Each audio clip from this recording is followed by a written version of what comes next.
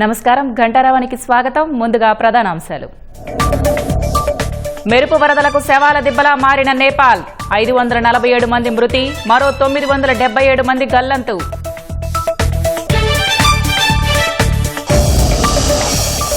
నేపాల్లో మన్యం జిల్లాకు చెందిన 4 ఎన్ఆర్ఐల గల్లంతు.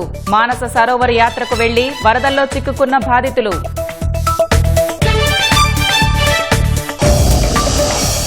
స్థానిక సమరంపై వైసీపీ కుయుక్తులు ఫలించవన్న సీఎం. ఎన్నికలను అడ్డుకునేందుకు కేసులు వేస్తున్నారని ధ్వజం.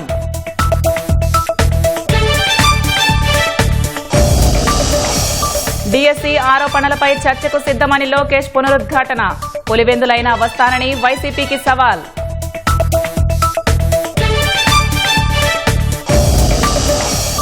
వెలిగొండ ఫీడర్ కెనాల్ పనులు పరిశీలించిన మంత్రులు. నిర్వాసితులు గృహ ప్రవేశాలు చేసే వరకు తోడుంటామన్న నిమ్మల.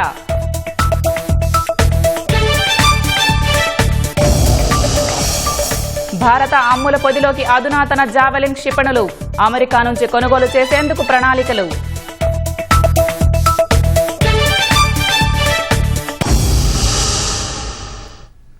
నేపాల్ను వరదలు శవాల దిబ్బగా మార్చేశాయి. సహాయక చర్యలు 3వ రోజుకు చేరేసరికి పరిస్థితి మరింత హృదయ విదారకంగా మారింది. మృతుల సంఖ్య అంతకంతకు పెరుగుతూ 547 దాటింది. వందల మంది విదేశీ పర్యాటకులు, భద్రతా సిబ్బంది ఆచూకీ ఇంకా దొరకలేదు. ఇది చాలదన్నట్లు టిబెట్ సరిహద్దుల్లో ఏర్పడిన బారియర్ లేక్ డ్యాం మళ్లీ బద్దలవడంతో నేపాల్కు 2వ విడత వరద ముప్పు పొంచి ఉంది. ప్రభుత్వం దేశవ్యాప్తంగా హై అలర్ట్ ప్రకటించింది. టిబెట్లో సహాయక చర్యలు అత్యంత క్లిష్ట దశకు చేరుకున్నాయని చైనా వెల్లడించింది. నేపాల్లో మెరుపు వరదల విలయానికి మృతుల సంఖ్య 547 దాటింది. 977 మంది ఆచూకీ ఇంకా లభించలేదని నేపాల్ అధికారులు వెల్లడించారు. గల్లంతైన వారిలో 517 మంది విదేశీ పర్యాటకులు, 86 మంది భద్రతా సిబ్బంది, 127 మంది నేపాలీ ప్రయాణికులు ఉన్నారు. ఇప్పటి వరకు వరద ప్రభావిత ప్రాంతాల నుంచి 1545 మందిని రక్షించగా తీవ్రంగా గాయపడిన 84 మంది కాఠ్మండు ఆసుపత్రుల్లో చికిత్స పొందుతున్నారు. ఆసుపత్రుల వద్ద తమ వారి కోసం బంధువులు రోధిస్తున్న దృశ్యాలు కంటతడి పెట్టిస్తున్నాయి. వరద ఉధృతికి కొట్టుకొచ్చిన మృతదేహాలు 8 జిల్లాల్లోని నదీ తీరాల్లో గుట్టలుగా తేలుతున్నాయి. అత్యధికంగా చిత్వాన్లో 178 మృతదేహాలను వెలికితీశారు. 2391 మంది నేపాల్ సైనికులతో సహా మొత్తం 7451 మంది భద్రతా సిబ్బంది హెలికాప్టర్లు, బోట్ల సాయంతో గాలింపు చర్యలు చేపడుతున్నారు. కాగా టిబెట్ వైపు మరో 5 చనిపోయారు. 558 మంది ఆచూకీ ఇంకా లభించలేదని చైనా పేర్కొంది. టిబెట్లో సహాయక చర్యలు అత్యంత క్లిష్ట దశకు చేరుకున్నాయని చైనా వెల్లడించింది.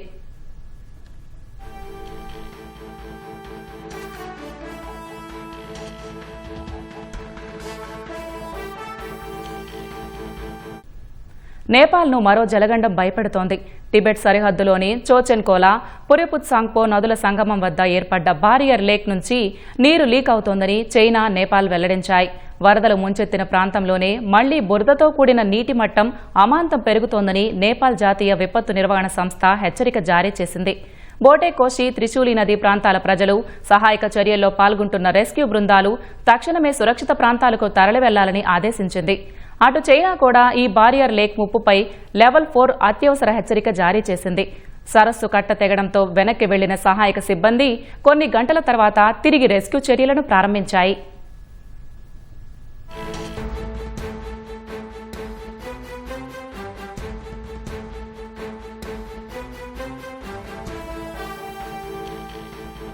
బారియర్ లేక్లో 25 లక్షల క్యూబిక్ మీటర్ల నీరు నిల్వ ఉండగా మరో 2 రోజుల్లో 30 లక్షల క్యూబిక్ మీటర్ల నీరు వచ్చి చేరే అవకాశం ఉందని చైనా ఇంజనీర్లు తెలిపారు. అదే జరిగితే కట్ట పూర్తిగా బద్దలై వరద పోటెత్తే ప్రమాదం ఉండడంతో చైనా అధ్యక్షుడు జిన్పింగ్ అత్యవసర సమీక్ష నిర్వహించారు. విపత్తులో గల్లంతైన స్వదేశీయులతో పాటు విదేశీయులను గుర్తించేందుకు శాస్త్రీయ పద్ధతుల్లో సహాయక చర్యలు చేపట్టాలని స్పష్టం చేశారు.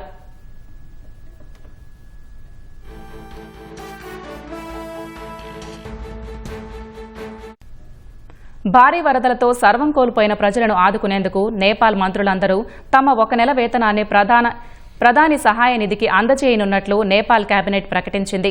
మంత్రివర్గ సమావేశంలో ఈ నిర్ణయం తీసుకున్నారు. నేపాల్, చైనా సరిహద్దు ప్రాంతమైన రసువాగడి, బోటేకోషి నదీ పరివాహక ప్రాంతాలతో పాటు దిగువన తీవ్రంగా నష్టపోయిన ప్రజలు, వ్యాపార సంస్థల కోసం సమగ్ర పునరావాస ప్యాకేజీని తక్షణమే రూపొందించాలని ఆర్థిక మంత్రిత్వ శాఖను కేబినెట్ ఆదేశించింది.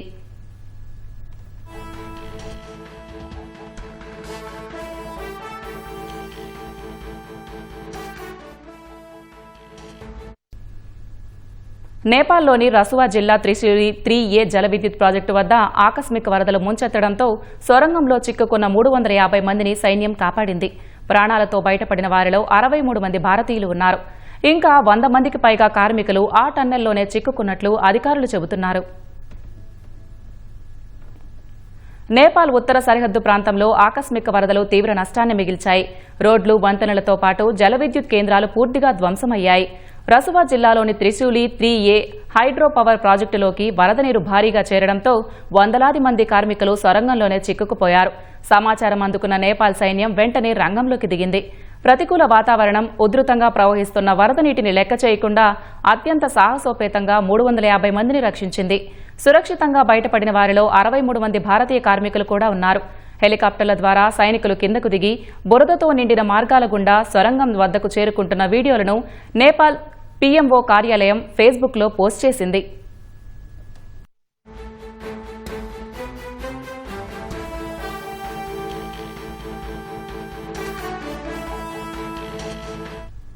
ఇదే సొరంగంలో మరో 100 మందికి పైగా కార్మికులు చిక్కుకున్నట్లు అధికారులు తెలిపారు. వారిని సురక్షితంగా బయటకు తీసుకొచ్చేందుకు నేపాల్ సైన్యం తీవ్రంగా శ్రమిస్తోంది. సాంకేతిక పరికరాలు, ప్రత్యేక శిక్షణ పొందిన బృందాలతో గాలింపు ముమ్మరం చేసింది. సహాయక చర్యల కోసం 2 హెలికాప్టర్లను రంగంలోకి దించినట్లు నేపాల్ ఆర్మీ అధికారులు వెల్లడించారు. వరద ధాటికి సొరంగం మార్గాలు పూర్తిగా దెబ్బతినడంతో అసలు లోపలికి వెళ్లే దారులను గుర్తించడం కూడా కష్టంగా మారిందని తెలిపారు. బయటకు తీసుకొచ్చిన వారికి అవసరమైన వైద్య సహాయం అందిస్తున్నారు.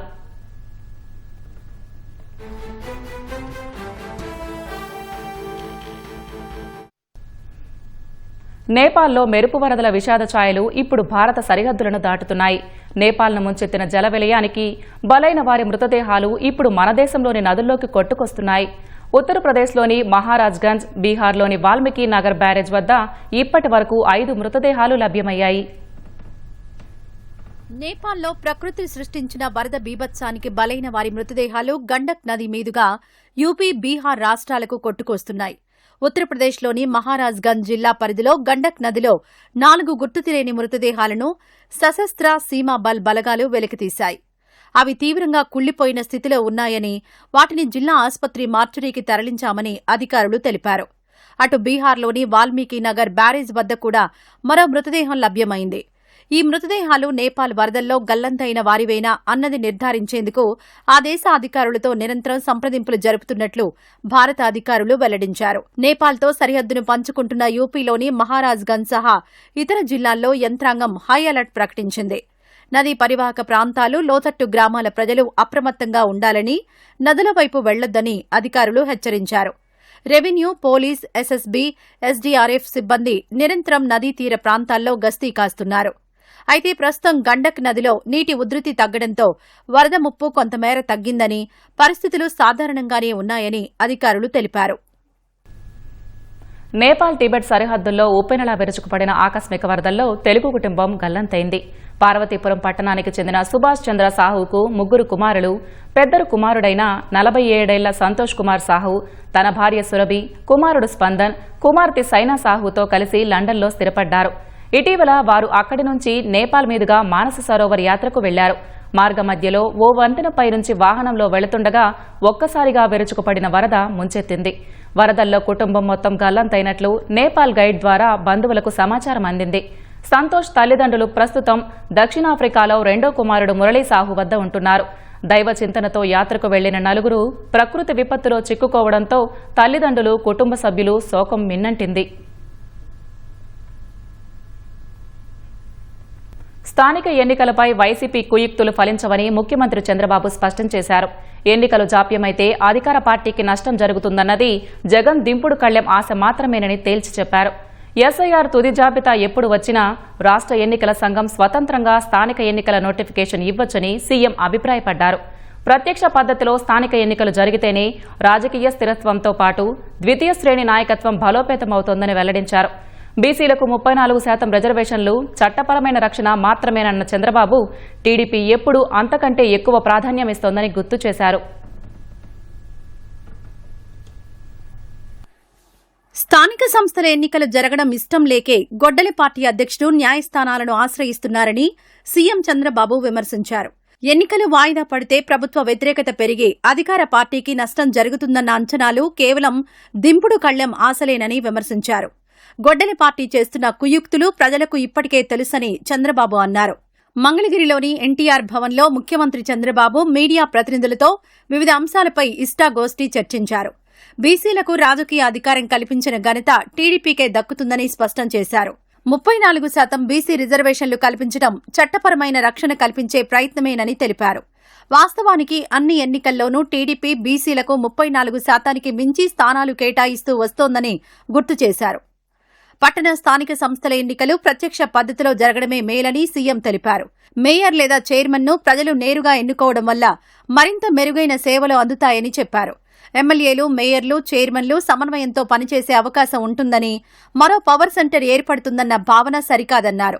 ప్రత్యక్ష ఎన్నికలతో రాజకీయ స్థిరత్వంతో పాటు పార్టీ ద్వితీయ శ్రేణి నాయకత్వం కూడా బలపడుతుందని వివరించారు. కేంద్ర ఎన్నికల సంఘం ఎస్ఐఆర్ తుది జాబితాను ఎప్పుడు ప్రకటించినా రాష్ట్ర ఎన్నికల సంఘం నిర్వహించే స్థానిక ఎన్నికలకు అది అడ్డంకి కాదన్నారు. రాష్ట్ర ఎన్నికల సంఘం స్వతంత్ర సంస్థ అని, స్థానిక ఎన్నికల నోటిఫికేషన్ను ఎప్పుడైనా ప్రకటించే అధికారం దానికి ఉందని తెలిపారు. ఎస్ఐఆర్ తుది జాబితా ప్రకటన తేదీ పొడిగించే అవకాశం కూడా లేకపోలేదని చంద్రబాబు అభిప్రాయపడ్డారు. 30 ఏళ్ల క్రితం తానే శంకుస్థాపన చేసిన వెలిగొండను తానే ప్రారంభిస్తూ ఉండడం విధిరాత అంటూ ఒకంత భావోద్వేగంగా గత పరిణామాలను సీఎం చంద్రబాబు గుర్తు చేసుకున్నారు. వెలిగొండ ప్రాజెక్టు తన రాజకీయ ప్రస్థానంలో ప్రత్యేక అధ్యాయమని చెప్పారు. 30 ఏళ్ల క్రితం తానే శంకుస్థాపన చేసిన ప్రాజెక్టును ఇప్పుడు తానే ప్రారంభిస్తూ ఉండడం విధిరాత అని వ్యాఖ్యానించారు.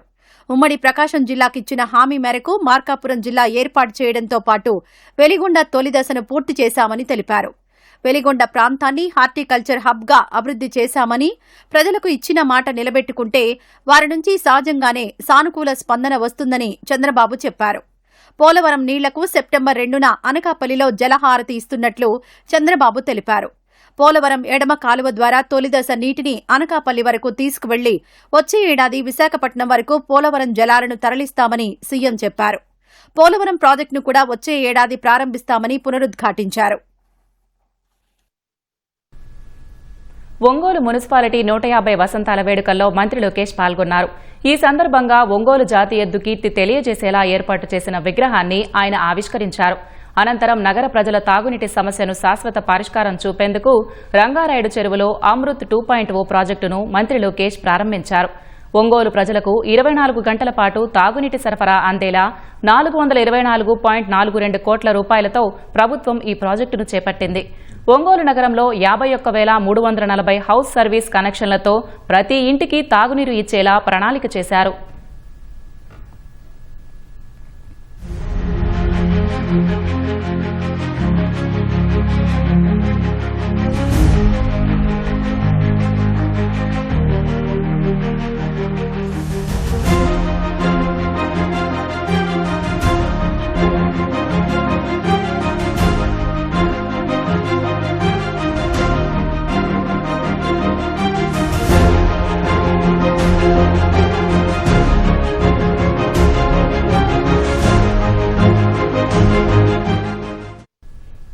డీఎస్సీపై జగన్ చేస్తున్న ఆరోపణలకు చర్చకు సిద్దమని లోకేష్ సవాల్ విసిరారు.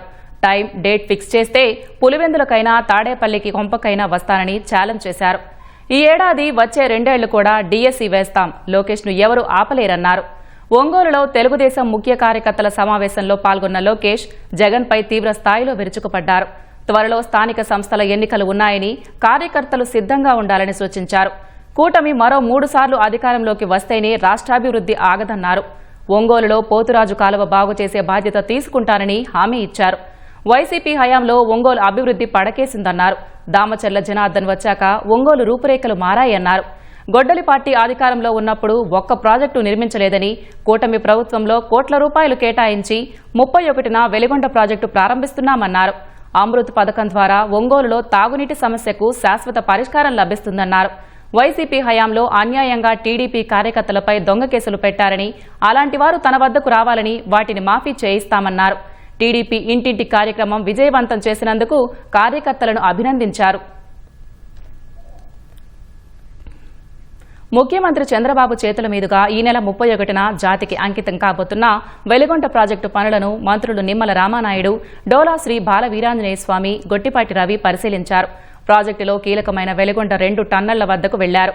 ఈ 2 ఏళ్లలో పనులు ఎంత వేగంగా నిర్వహించామో సహచర మంత్రులకు నిమ్మల రామానాయుడు వివరించారు.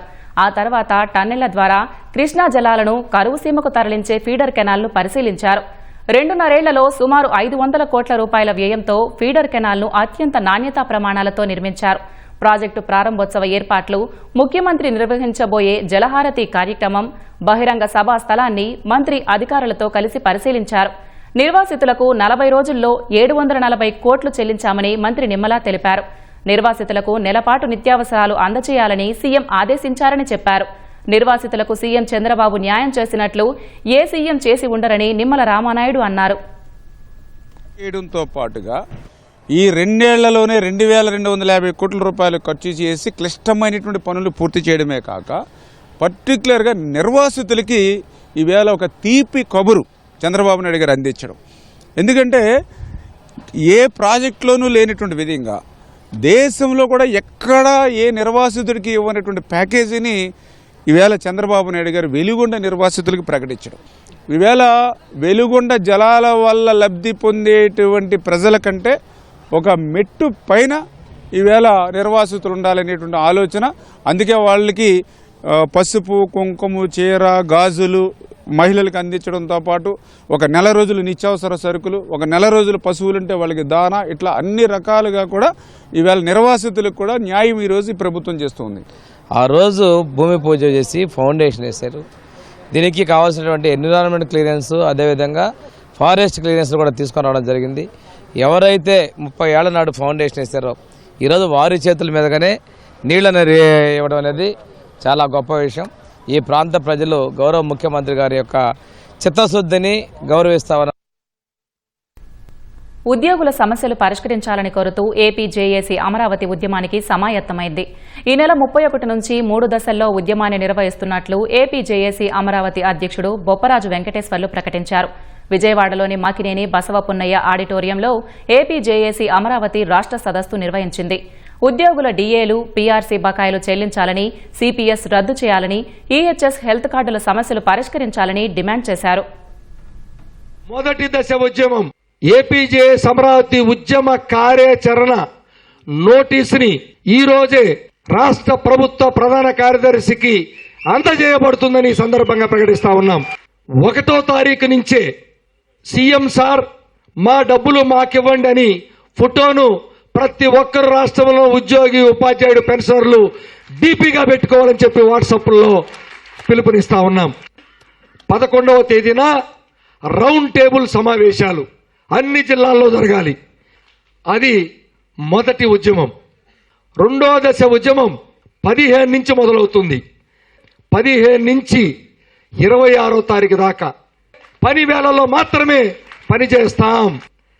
మనకు రావాల్సినటువంటి పీఆర్సీ, డిఏలు, ఐఆర్లు మా డబ్బులు మాకేంటి సార్ అని చెప్పేటువంటి ఫోటోలు, రీల్స్ చేసి మనం వాట్సాప్లో, ఇన్స్టాలో, ఫేస్బుక్లో మొత్తంలో అప్లోడ్ చేసేయండి.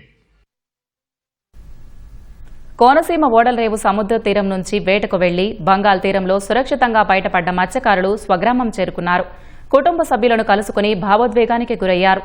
తమను సురక్షితంగా తీసుకొచ్చిన రాష్ట్ర ప్రభుత్వానికి, రక్షించి ఆశ్రయం కల్పించిన బెంగాల్ సర్కార్కు మత్స్యకారులు కృతజ్ఞతలు తెలిపారు.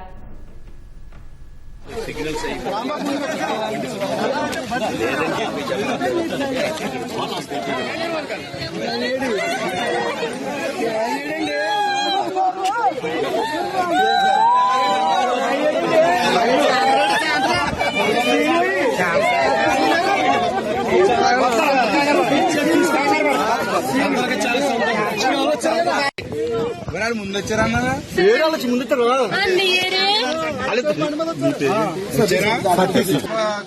భయం వేసిందండి. ఇంకా మా ఒక కారు వెళ్ళిపోద్ది అనమాట. దాని నోట్లో కారు వెళ్ళిపోద్దాను. అంతంత పెద్ద పెద్ద చేపలు భయం వేసి బోట్ తిరిగేస్తాయేమని చెప్పేసి వణుకొచ్చేసేది. అటు పక్కన ఒక 100 చేపలు, ఇటు పక్కన ఒక 100 చేపలు, వెనకాల 100 చేపలు, అలా మా తోట వచ్చేసేయండి. ఈ లైటింగ్ వీళ్ళు ఏమైనా చేస్తామని భయం వేసేది. ఇంకా ఏమీ మమ్మల్ని ఏం చేయలేదు కానండి. కరకి మెల్లమెల్లగా దిగాకి చేరుకున్నామండి. దిగాకి చేరుకుంటే అది కూడా సారు ఆ ఊరైన మమ్మల్ని కాపాడి సారు ఆ బోటు పంపించి ఆయన బోటు పంపించి మమ్మల్ని సురక్షితంగా వాళ్ళ ఊరు తీసుకెళ్ళి మాకంతానే మా హాస్పిటల్కి తీసుకెళ్ళటం కానీ ఒక ఆయన ఒంట్లో బాగోకపోతే ఆయన చూపించడం అన్నీ బాగా చేసి మమ్మల్ని భద్రంగా ఆ ప్రభుత్వం మన ఊరి సాయంతో తర్వాత హరీష్ గారు చెప్పిన మాట మీద మాకు ఎటువంటి ఇబ్బంది లేకుండా మమ్మల్ని అక్కడి నుంచి ఇక్కడికి సురక్షితంగా పంపించారు. 7 మంది ఎవ్వరికి ఎటువంటి ఇబ్బంది లేకుండా అందరినీ జాగ్రత్తగా వీళ్ళు వెనక్కి తీసుకొచ్చినందుకు కూటమి ప్రభుత్వం ఎట్టి పరిస్థితుల్లో ప్రజలు ఇబ్బంది సమస్యలు ఉన్నప్పుడు అండగా ఉంటుందని మరొకసారి తెలియజేసుకుంటున్నాం. రాష్ట్రంలో రాఖీ పండగ సందడి నెలకొంది. సీఎం చంద్రబాబు, మంత్రులు, ప్రజాప్రతినిధులకు మహిళా నేతలు, సోదరీమణులు రాఖీలు కట్టారు. మహిళల భద్రత, సాధికారత, ఉజ్వల భవిష్యత్తు కోసం అహర్నిశలు శ్రమిస్తానని మంత్రులు హామీ ఇచ్చారు. కొన్ని చోట్ల రాఖీ వేడుకలను వినూత్న రీతిలో నిర్వహించారు. రాఖీ పౌర్ణమి పురస్కరించుకుని సీఎం క్యాంపు కార్యాలయంలో ముఖ్యమంత్రి చంద్రబాబుకి మహిళా నేతలు, బ్రహ్మకుమారీలు రాఖీలు కట్టి తమ అభిమానం చాటుకున్నారు. ఈ సందర్భంగా సీఎం చంద్రబాబు అక్కా చెల్లెళ్లందరికీ రాఖీ పౌర్ణమి శుభాకాంక్షలు తెలిపారు. సీఎంను కలిసిన వారిలో మంత్రి సవిత, టీడీపీ మహిళా నేతలు పీతల సుజాత, గద్దె అనురాధ, ఆచంట సునీత, ఇతరులు ఉన్నారు. మంత్రి లోకేష్కు సవిత, ఎమ్మెల్యే గళ్లా మాధవి రాఖీ కట్టారు. తోడబుట్టిన సోదరీమణులు లేని తనకు దేవుడే కోట్లాది మంది సోదరీమణులను తోడుగా ఇచ్చారని లోకేష్ అన్నారు. విద్యార్థి దశ నుంచే మహిళలను గౌరవించేలా పిల్లలకు నైతిక విలువలతో కూడిన పాఠాలు బోధిస్తున్నామన్నారు. అనకాపల్లి జిల్లా నక్కపల్లిలోని తన నివాసంలో హోంమంత్రి అనిత పోలీసులకు రాఖీలు కట్టి స్వీట్లు తినిపించారు. రాష్ట్రంలోని అక్కా చెల్లెమ్మలు ఆనందంగా, సురక్షితంగా ఉండాలని ఆకాంక్షించారు.